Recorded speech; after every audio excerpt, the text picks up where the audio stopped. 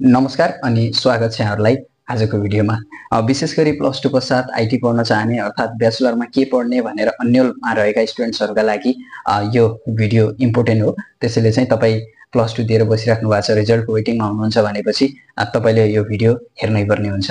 खास गरी ब्याचलरमा आईटी पढ्न चाहने अर्थात प्लस 2 पछि चाहिँ अब के पढ्ने भनेर सोच बनाइराख्नु भएको छ भनेपछि खास गरी तपाईले अब सोच्नु पर्ने हुन्छ ब्याचलरमा चाहिँ अलिकति अहिलेको ट्रेन्डमा चलेका अर्थात अहिलेको युगमा आएर के पढ्दाखेरि फाइदा हुन्छ त भन्ने कुरा तपाईले एकचोटी रिसर्च गर्न जरुरी छ। किन भन्दाखेरि अब चाहिँ पहिलाको जस्तो अवस्था छैन, किनकि एकदमै नयाँ टेक्नोलोजीहरुले एडप्ट गरिरहेको अवस्थामा चाहिँ तपाईले कुन फिल्डमा जाने भनेर सोच्न जरुरी छ, एकचोटी त्यसको बारेमा बुझ्न जरुरी छ। त्यसैले चाहिँ नि अहिलेकै कुरा गर्नु पर्दाखेरि चाहिँ ओल्ड नै डिजिटलाइज भइरहेको बेलामा अर्थात ओल्डलाई नै आईटीले एडप्ट गरिरहेको अवस्थामा चाहिँ तपाईले आईटी पढ्नु एकदमै बेस्ट हुन्छ। त्यसैले चाहिँ नि यदि अब तपाई इन्ट्रेस्टेड हुनुहुन्छ भनेपछि कम्प्युटर साइन्स, कम्प्युटरको क्षेत्रमा, आईटी रिलेटेड क्षेत्रमा, इन्फर्मेसन टेक्नोलोजीको क्षेत्रमा चाहिँ इन्ट्रेस्ट राख्नुहुन्छ भनेपछि तपाईले थुप्रै युनिभर्सिटीका थुप्रै आईटी रिलेटेड कोर्सहरु नेपालमै जोइन गर्न सक्नुहुन्छ। अर्को आईटी पढ्दाखेरिको एउटा फाइदा पनि के छ त भन्दाखेरि तपाई यदि आईटी कुनै पनि कोर्सहरु अर्थात कुनै पनि फ्याकल्टीमा जोइन हुनुहुन्छ भनेपछि त्यसमा चाहिँ के छ भन्दाखेरि 6 महिनामा एक्जाम हुन्छ, सेमेस्टर वाइज एक्जाम हुन्छ। सेमेस्टर वाइज एक्जाम भयो भनेपछि के हुन्छ भन्दाखेरि 6 महिनामा एक्जाम हुन्छ। त्यसैले चाहिँ नि तपाईले पढेको कुरा पनि भुलिँदैन। त्यसैले ब्याचलर पास गर्नका लागि पनि सजिलो छ। अन्य 1 वर्ष कार्यक्रममा के हुन्छ त भन्दाखेरि एकदमै लामो हुन्छ, तपाईले पढेको कुरा पनि बिर्सिहालिन्छ। त्यसले गर्दाखेरि ब्याचलरमा पनि ब्याक लागिरहेको अवस्था हुन्छ। त्यसैले आईटीहरु जुनसुकै कार्यक्रमहरुमा पनि जुनसुकै फ्याकल्टी, जुनसुकै युनिभर्सिटीको के छ त भन्दा सेमेस्टर वाइज पढाइ हुन्छ। त्यसले गर्दाखेरि पनि तपाईलाई पास हुनका लागि सजिलो हुन्छ अर्थात अगाडि बढ्नका लागि सजिलो हुन्छ। रह्यो कुरा अर्को इन्ट्रेस्टको। आईटी फिल्डमा चाहिँ के छ भन्दाखेरि तपाई इन्ट्रेस्ट राख्नुहुन्छ भनेपछि तपाईले पढ्नै पर्ने हुन्छ। आईटी पढिसकेपछि थुप्रै तपाईले freelancing, web development, app development, एप्लिकेसनको क्षेत्रमा भयो अर्थात अहिले त अझ बढी एआई, मसिन लर्निङ जस्ता क्षेत्रहरु पनि छन्। त्यसमा पनि तपाईले आफ्नो राम्रो करियर बनाउन सक्नुहुन्छ। त्यसैले चाहिँ नि एकचोटी सोच्न जरुरी छ तपाईले यदि आईटी पढ्ने सोचमा हुनुहुन्छ भनेपछि अर्थात अन्य केही सोचिराख्नु भएको छ भने पनि तपाईले यो बारेमा, यो क्षेत्रको बारेमा एकचोटी रिसर्च गर्न बुझ्न जरुरी छ।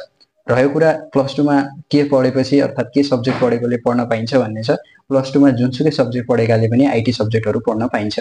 थुप्रै युनिभर्सिटीहरुले र थुप्रै कलेजहरुमा चाहिँ के छ त भन्दाखेरि साइन्स पढेका अर्थात computer science, computer engineering diploma गरेका लागि पनि आफ्ना कार्यक्रमहरु छन्। तर अन्य सब्जेक्टहरु पढेकाहरुका लागि पनि बीसीए, बीआईएम, बीआईटी लगायतका कोर्सहरु छन्। यिनी कोर्सहरुको बारेमा पनि तपाईले एक्सप्लोर गर्न जरुरी छ।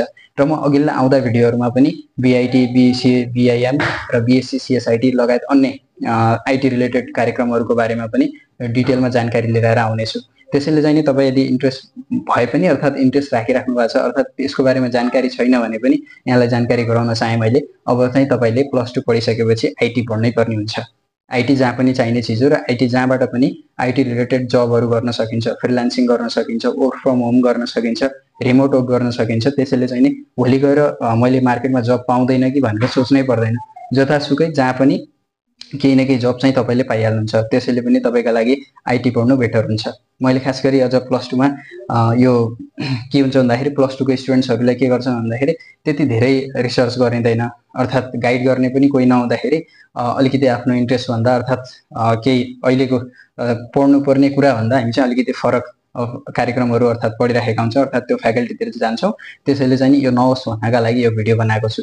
त्यसैले चाहिँ तपाईले एकचोटी रिसर्च गर्नु होला आईटी रिलेटेड कोर्सहरुको बारेमा र नेपालमा पनि मजाले तपाईले धेरै नसोचेर पढ्न सक्नुहुन्छ। विदेश गएर आईटी पढ्ने, यस्तो गर्ने सोचिराख्नु भएको छ भनेपछि त्यो पनि सोच्नु पर्दैन। नेपालमै पनि एकदमै सस्तो फी मा पनि तपाईले मजाले पढ्न सक्नुहुन्छ। 4 वर्ष कोर्स हो। 4 वर्षमा तपाई चाहिँ एकदमै आईटी विज्ञ बन्न सक्नुहुन्छ। त्यसैले अब ब्याचलरमा प्लस 2 पश्चात ब्याचलरमा पढेर मात्रै अन्य सोच्नु होला। विदेश जाने अर्थात अन्य केहीतिर जाने सोचिराख्नु भएको छ भनेपछि त्यो धेरै सोच्नु पर्दैन। आईटी एकदम तपाईले यदि तपाईले इन्ट्रेस्ट राख्नुभयो भनेपछि सजिलो पनि छ र यसमा भोलि गएर स्कोप पनि, भविष्य फ्युचर पनि धेरै राम्रो छ। तपाईले जहाँबाट जसरी पनि भोलि केही न केही मार्केटमा जब गर्न सक्ने बन्नुहुन्छ।